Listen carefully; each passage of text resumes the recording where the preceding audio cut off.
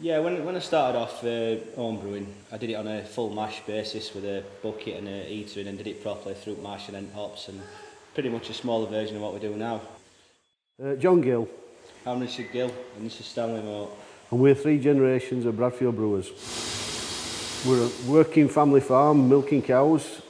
We needed to diversify away from farming, and we're looking for something else to do. And we used to be keen home brewers, or we'd always done some home brewing. Richard came up with the idea, why not start a microbrewery?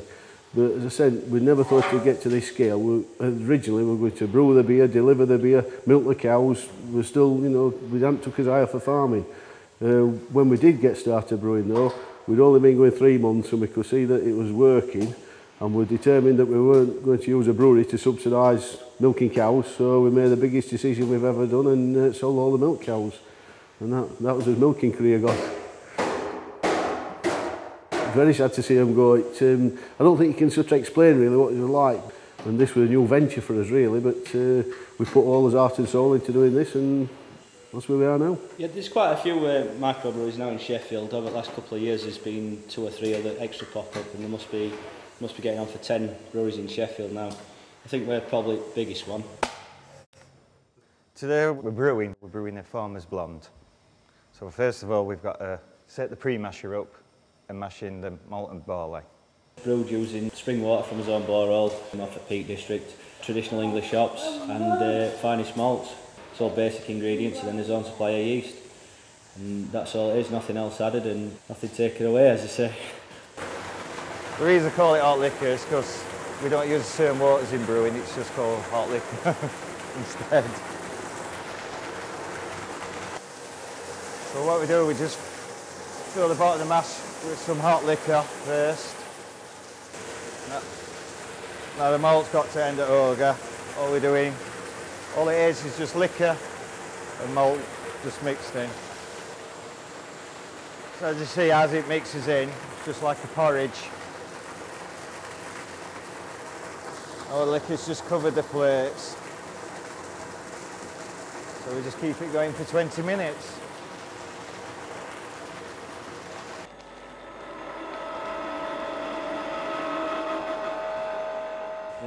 As beers are all flavoured differently by using different types of malts and different types of hops, there's not really a lot of difference, believe it or not, between a stout and a blonde. This is one of our main ingredients in our brew. This is our malted barley.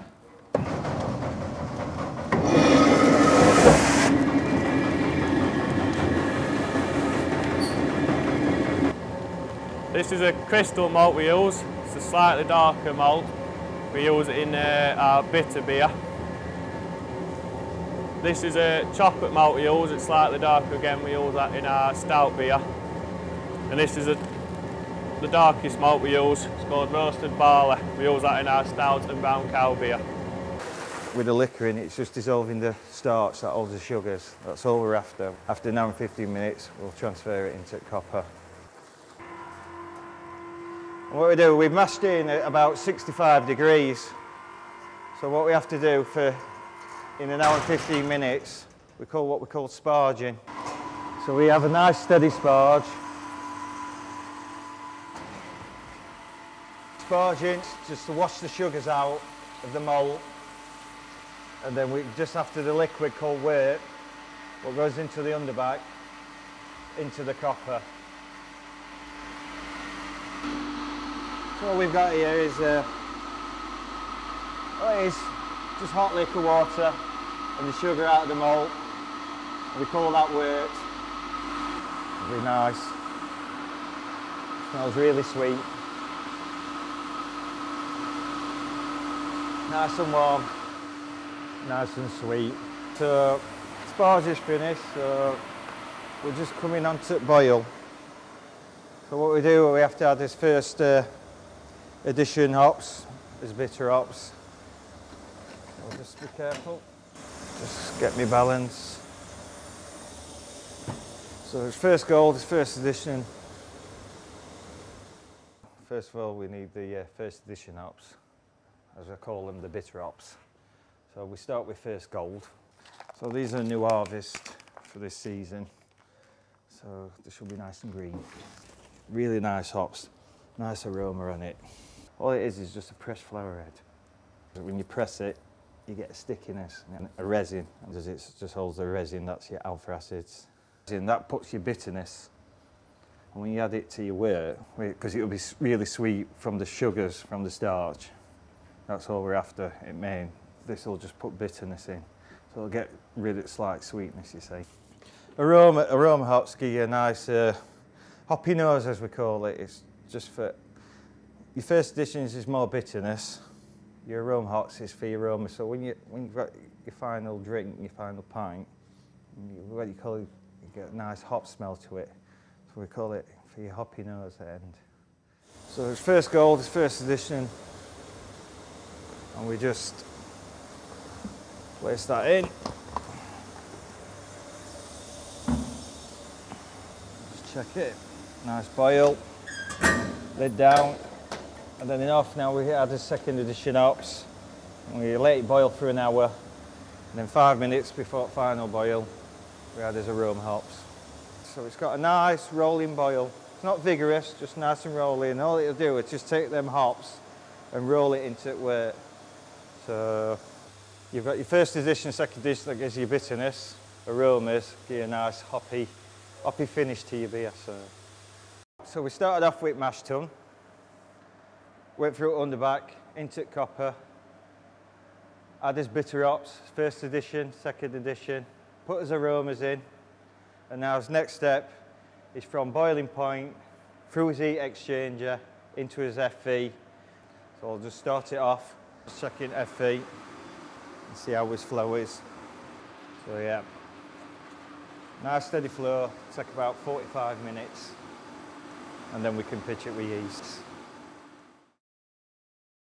This is your heart and soul at the brewery. This is what keeps your beer going, this is what keeps your brewery going, your yeast. From the copper, we get the wort through into fermentation. We add his yeast, ferment it, and then we've got his alcohol and his beer. We just transferred through all wort into the fermenter. We've just got 6,711 litres, that's 41 barrels of Farmer's Blonde. And now what we need to do is pitch the beer with his yeast culture. So all we do is just take his yeast and we just pour it in. Like so. Put that down. And then it just takes anything between 4 to 5 days fermentation. So we just take a sample every day to see how much sugars are fermenting into alcohol. And that's how you brew.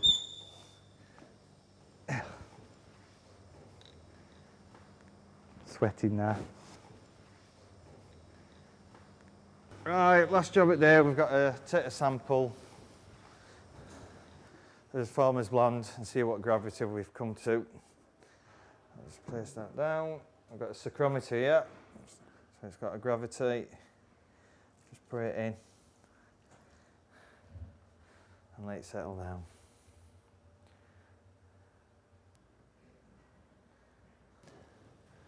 And absolutely just over 1040. So once that's fermented in 4 days, Farmer's Blonde at 4% ABV, alcohol by volume. Can't get more accurate than that. So this is spent grain, it's all wastage now, and all it does is just goes to cattle on farm, either cows, sheep, chickens, and also horses. So all it is just what's left at malt and barley, and just rest at water that we're held in it. So we've got a nice 1.5 tons in weight done.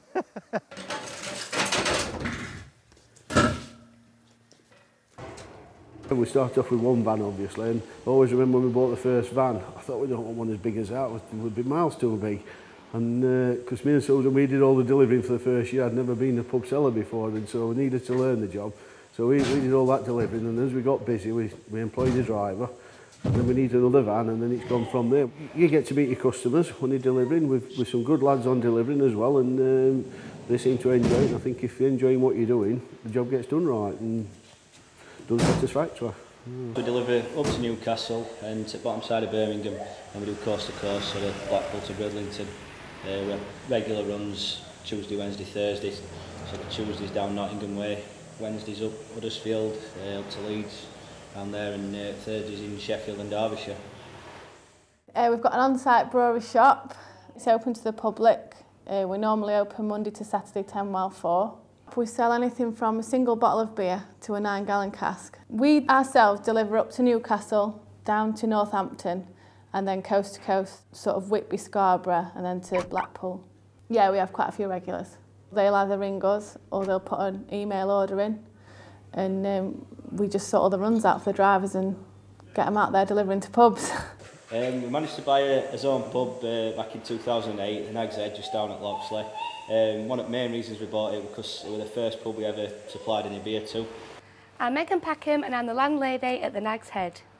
It used to be 3 cottages, but when the dam burst, the bloke turned it into a pub for the spectators to come and see. It's 150 years next year.